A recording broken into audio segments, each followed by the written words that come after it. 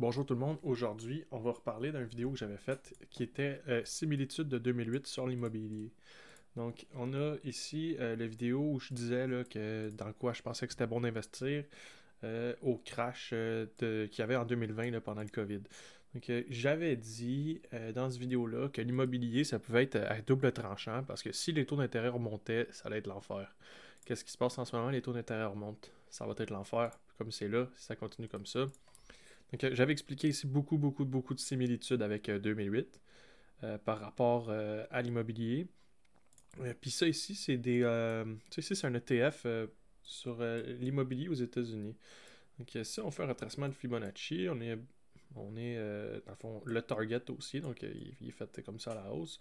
Le 1.272, là, il nous pointait ici. Le 1.272, c'est le niveau fake-out. Ça veut dire on a théoriquement eu un niveau de fake-out sur l'immobilier.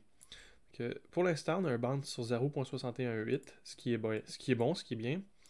Par contre, c'est que si on devait continuer de descendre, on pourrait avoir vraiment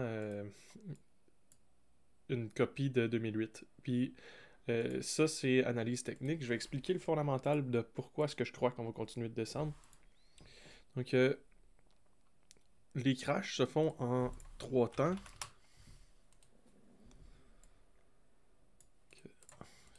La façon que je pourrais imaginer ça, c'est que on a des actifs qui sont liquides, puis on a des actifs qui sont illiquides. On a des actifs qui sont considérés comme risqués et des actifs non risqués.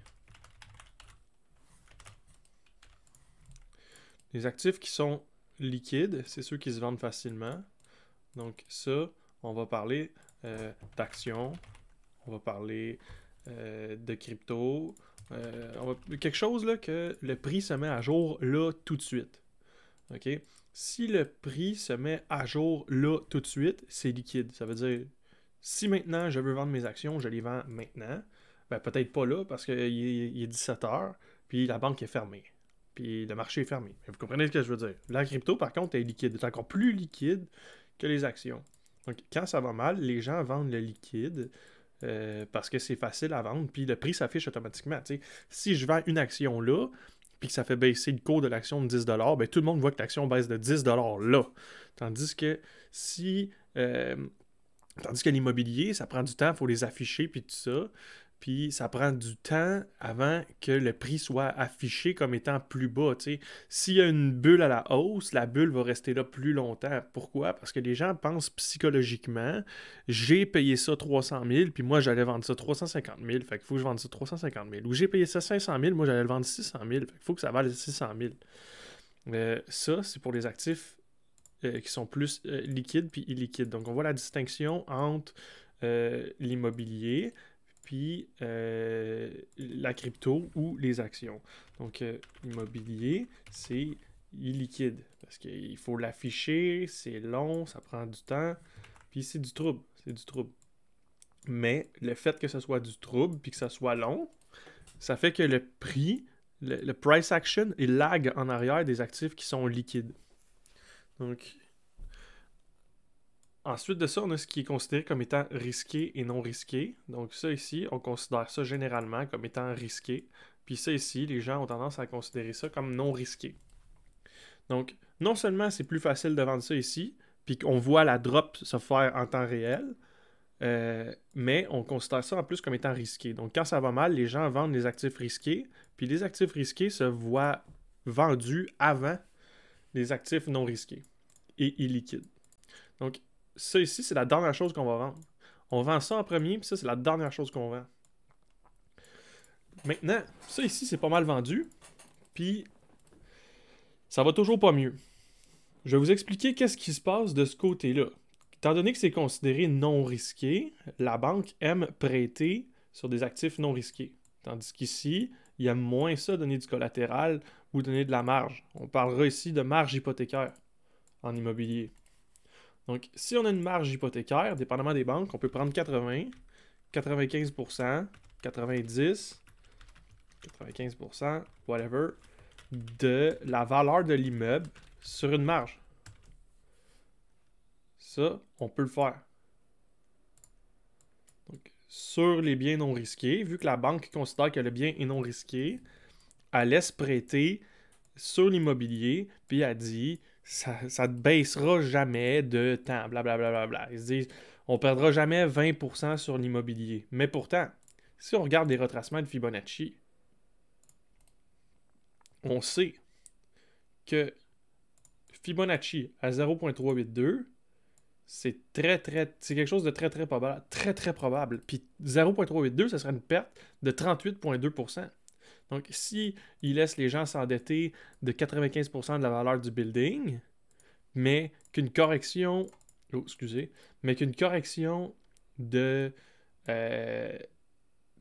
38,2%, c'est quelque chose de normal puis qui peut être régulier, ça fonctionne pas. Donc, les gens peuvent s'endetter avec une marge.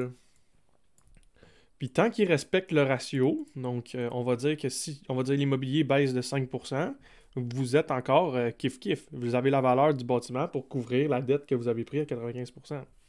Puis si ça baisse, exemple, si ça continue de baisser, puis que le building, on va dire le building vaut 100 000, puis vous avez une marge, vous avez droit à 95%, ben vous pouvez emprunter 95 000 dessus. Mais si la valeur de l'immobilier baisse, puis que vous passez de 100 000 à, on va dire que ça a perdu 38,2%, qui est un retracement normal de Fibonacci, là, 38,2%, là. Ça veut dire que vous avez perdu 38 200. Ça veut dire qu'il vous reste 61 800 de valeur sur l'immeuble. Si vous reste 61 800 de valeur sur l'immeuble, vous avez emprunté 95% de la valeur. Vous êtes supposé avoir 5% de lousse. Qu'est-ce qui arrive quand notre marge n'équivaut plus à la valeur du bien?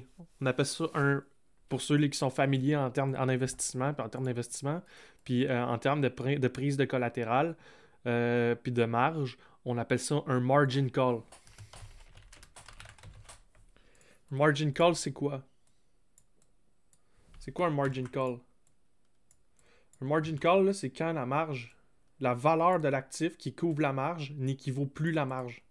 Ça veut dire ici, dans ce cas-là, on serait rendu à 61,8%, mais on est supposé avoir 95% qui couvre. Donc, il faut que l'immeuble vale au moins 95% de ce qu'elle valait avant.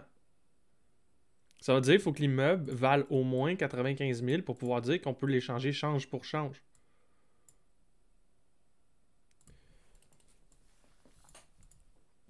Le problème, c'est ça. C'est que l'immeuble ne vaut pas assez cher. Donc, comment est-ce qu'on fait pour passer de 61 800 à dire que maintenant, avec ça, on peut couvrir le prêt? Ben, ils vont vous dire qu'il faut payer le prêt. Fait que si vous avez 95 000 de dette sur votre marge hypothécaire, puis que votre bien vaut 61 800,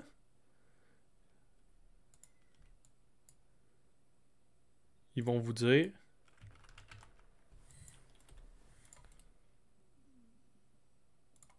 moins 61 800. Si on sort le 95 000 moins 61 800, il revient 33 200 de différence. 33 200 $. Ils vont vous dire, tu mets 33 200 sur la table ou on prend ta maison. Parce qu'il faut que tu payes ton prêt, puis nous, notre équité, c'est ta maison. Parce que tu l'as mis en marge. Tu as mis ta maison en marge de tout ça ici. Fait que c'est ton 33 200 qui est là, qu'il va falloir que tu sortes. Comment tu vas le sortir? Tu vas prendre un prêt personnel? Ok, fine. Ça va passer la première fois.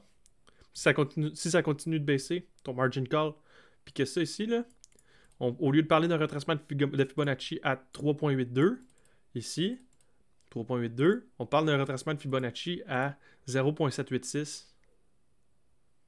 Parce que faut pas oublier que quand ça va arriver à une personne, si elle est à côté, elle va vendre son bien illiquide parce qu'elle n'aura plus le choix.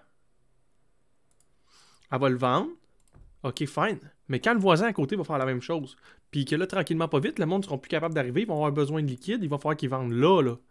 Ils vont vendre leurs immeubles pas cher pour aller chercher le liquide qu'il leur faut pour couvrir leur marge, pour garder leur flotte d'immobilier.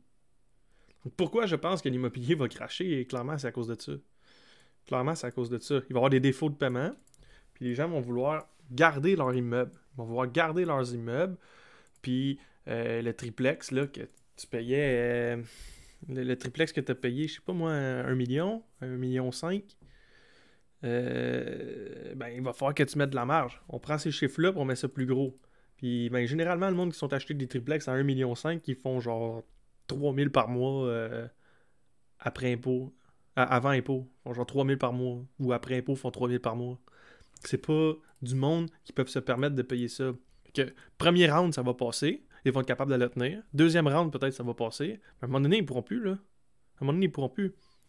Que la banque a beau le réhypothéquer de n'importe quelle façon. OK, fine, pour l'instant, on va dire, les taux peuvent avoir été signés pendant 5 ans. Mais dans 5 ans, là, si les taux sont encore à genre 10%, là, puis t'as un immeuble à 1,5 million à payer, là, tu vas faire drôle là, quand tu vas faire 150 000 par année en intérêt. C'est pas faire drôle, là. Comment, il n'y a pas aucun locataire qui va être capable de payer ça. Puis si un locataire qui est capable de payer ça, ben, il va s'acheter des maisons que le monde va être en train de liquider. Parce que l'immobilier, il liquide et non risqué, va être défoncé par les marges. C'est le margin call qui va arriver sur l'immobilier à la même façon que c'est arrivé sur le Bitcoin. Que ça, c'est ça. C'est ça qui se passe en ce moment. Puis je vous inviterai à retourner voir mon vidéo ici où j'en parlais. Puis la vidéo que j'ai faite là aussi là, sur Facebook. Où je parlais justement d'un crash sur l'immobilier où que l'immobilier était à double tranchant si les taux remontaient. Les gens ont tous pris des marges hypothécaires pour leverager dans l'immobilier. Ils ont tous fait ça. Puis la majorité là, ont leveragé de façon irresponsable. C'est correct de leverager, mais avec responsabilité, de façon responsable. Puis ils ont leveragé avec ça ici. Ça là, c'est non là. Tu peux pas dire je veux 80% de l'équité de mon bien. Non, ça veut dire que ça drop de 20%, c'est fini. Fibonacci là, c'est sûr que ça va dropper de 20% à un certain point. C'est sûr que ça va dropper de 20%. Puis ça, c'est un ETF. C'est un ETF d'immobilier. Ça veut dire à un certain point, ça va dropper comme ça. Ça en prend. 1, 2, 3, 4, 5, ABC. 1, 2, 3, 4, 5, ABC. Je vous dis pas que c'est là. Ça se peut que ça soit retardé. Ça se peut que ça soit 1, 2, 3, 4 et 5, puis que ça soit ici que ça arrive. Ça se peut.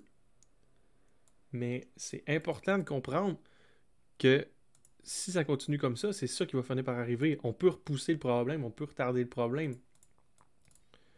On pourrait dire que ça, c'est notre ligne de tendance pour l'instant. Puis que pour l'instant, on est dans un canal ascendant encore.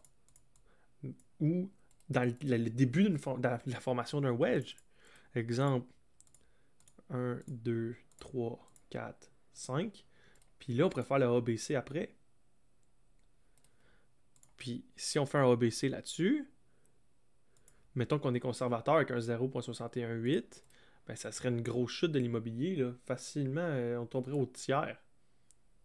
Au tiers de la valeur de l'immobilier. C'est clairement pour moi la peur puis la souffrance des actifs liquides puis de l'état de l'économie, elle n'est pas priced in en ce moment dans l'immobilier. S'il y avait un secteur que je shorterais en ce moment, on est le 4 janvier 2023. S'il y a un secteur que je shorterais en ce moment, c'est l'immobilier. Je sais que le monde va me lancer des rushs. Le monde n'aime jamais mes stances. J'ai généralement une stance contrarian, puis c'est ce qui fait mon style d'investissement.